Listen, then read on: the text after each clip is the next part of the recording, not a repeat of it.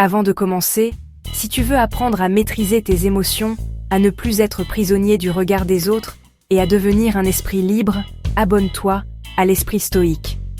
Ici, on transforme la douleur en sagesse et le silence en pouvoir. Tu as remarqué? Elle t'ignore. Elle ne répond plus à tes messages. Elle te regarde à peine. Et toi, ton esprit s'agite. Tu cherches des raisons, tu analyses, tu doutes. Tu te dis, qu'est-ce que j'ai fait de mal? Pourquoi elle me traite comme ça? Et tu ressens ce vide, cette peur d'avoir perdu quelque chose. Mais écoute bien. Ce que tu ressens, ce n'est pas la perte d'une personne, c'est la perte du contrôle. Les stoïciens l'ont toujours enseigné. Tu ne contrôles pas ce que les autres pensent de toi, mais tu contrôles la manière dont tu y réagis. Et c'est là que tout commence. Quand une femme t'ignore, tu as deux choix. Soit tu te rabaisses, tu la supplies, tu cherches à attirer son attention, et tu perds ton pouvoir. Soit tu restes calme, tu acceptes ce que tu ne contrôles pas. Tu continues à vivre, à évoluer, et tu gardes ton centre intérieur. L'homme stoïcien ne court pas après ce qu'il ne peut pas posséder. Il ne se venge pas. Il observe, il comprend, et il avance. Ce que tu ressens, c'est ton ego blessé, pas ton cœur brisé. Et le stoïcisme t'enseigne une chose essentielle. Celui qui se maîtrise vaut mieux que celui qui conquiert une ville. Tu vois, quand elle t'ignore, ce n'est pas une punition, c'est une opportunité. Une opportunité de prouver que tu n'as pas besoin de validation extérieure pour exister. Parce que l'indifférence de quelqu'un ne devrait jamais te faire douter de ta valeur. Tu n'as pas besoin de la convaincre. Tu n'as pas besoin de courir derrière. Tu as juste besoin de revenir à toi. Le stoïcisme t'apprend à faire une chose que peu d'hommes savent faire. Rester calme au milieu du rejet. Ne réponds pas par le besoin, réponds par la paix. Quand elle t'ignore, n'envoie pas 10 messages. Ne poste pas pour attirer son regard. Ne fais rien, que te reconstruire. Lis, travaille sur toi, évolue. Parce que la plus belle revanche, ce n'est pas d'être remarqué, c'est d'être devenu inatteignable.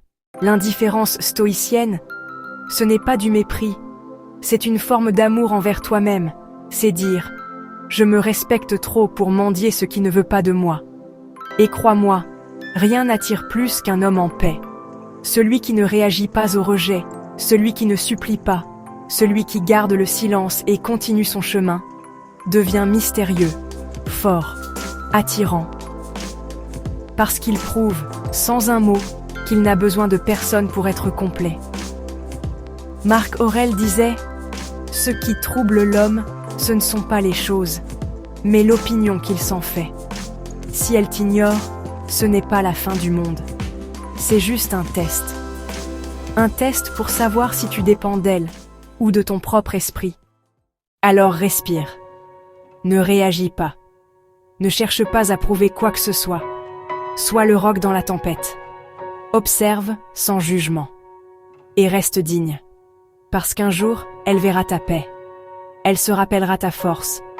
Et elle comprendra que t'ignorer était la plus belle erreur de sa vie. Mais toi, tu ne seras plus là à attendre. Parce que tu auras grandi, tu auras compris. Tu auras appris que le vrai pouvoir, c'est de rester maître de soi, même quand le monde te tourne le dos. Alors souviens-toi de ceci. Tu n'as pas besoin d'être validé quand tu es aligné avec toi-même. Ne réagis pas, ne supplie pas, ne poursuis pas. Sois silence, sois paix, sois stoïque. Si cette vidéo t'a parlé, mets un 100 en commentaire, abonne-toi à l'esprit stoïque. Pendant que tu restes dans ton calme, quelque chose commence à changer. Mais pas d'abord en toi. Ça commence chez elle. Au début, elle pense que ton silence est indifférence. Puis elle remarque que tu n'es pas là à supplier, à poster, à supplier l'attention. Tu as disparu du spectacle qu'elle croyait te tenir. Et dans ce vide que tu laisses, quelque chose d'inattendu naît. La conscience. Elle commence à se demander pourquoi tu n'es plus disponible comme avant. Pourquoi tu ne réponds pas à la provocation. Pourquoi elle ne reçoit plus ces messages pleins d'émotions immédiates. Et cette absence, au lieu de la laisser indifférente, la force à regarder. Elle regarde ses propres gestes. Elle relit ses messages au milieu de la nuit. Et pour la première fois, elle voit leur poids. Les compliments qui sonnent comme des armes. Les silences transforment en pièges. Elle commence à comprendre que tu n'étais pas une cible facile. Tu étais quelqu'un qui tenait à sa dignité. Les premières fois, c'est subtil. Une pensée fugace à l'aube. Un souvenir qui revient pendant un café. Puis, qu'à s'intensifie. Elle remarque ton absence dans ses feeds, ta tranquillité dans les photos, ou d'autres souriant à côté de toi. Elle commence à comparer. Non pas pour se rassurer, mais pour se confronter. Les nuits deviennent longues. Les pensées ne se taisent pas.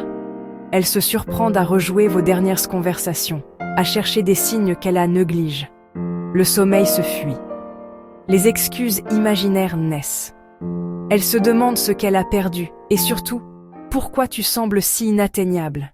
Ce n'est pas une punition que tu lui infliges, c'est la conséquence naturelle d'un homme qui a choisi sa paix. Et la conséquence frappe là où ça ébranle le plus, le miroir. Quand l'esprit cesse de supplier l'attention, l'autre doit faire face à sa propre conscience. Elle se demande « Qui est cet homme qui ne court pas ?» Elle réalise, peut-être trop tard, que tu n'étais pas uniquement une validation facile. Tu étais une force tranquille, une valeur qui ne se mendie pas.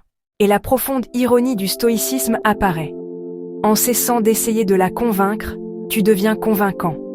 En refusant de mendier ton importance, tu la rends évidente. Le respect naît de la retenue. L'attraction naît de la maîtrise. Alors oui, elle ne dort plus certaines nuits. Elle ressent ce manque que la superficialité ne comble pas. Elle commence à te voir autrement. Non pas comme quelqu'un à manipuler, mais comme quelqu'un qui a choisi l'intégrité. Et parfois, cette prise de conscience se transforme en regret. Parfois, en croissance. Parfois, en humilité. Mais ici est la vraie victoire. Tu ne cherches pas ce regret comme un trophée. Tu l'ignores. Tu continues à construire ta vie, à cultiver ta paix, à devenir la personne que tu mérites d'être. Si elle revient un jour, honnêtement, c'est son cheminement. Si elle ne revient pas, tu as déjà gagné. Ta stabilité n'a pas de prix. Si tu veux que je te guide dans les gestes concrets pour maintenir ce calme, ce que dire, ce qu'éviter, comment reconstruire ta posture intérieure, écris « discipline » en commentaire. Abonne-toi si tu veux plus de leçons sur la maîtrise de soi. Reste digne. Reste silencieux. Reste maître de toi. Et surtout, à très bientôt.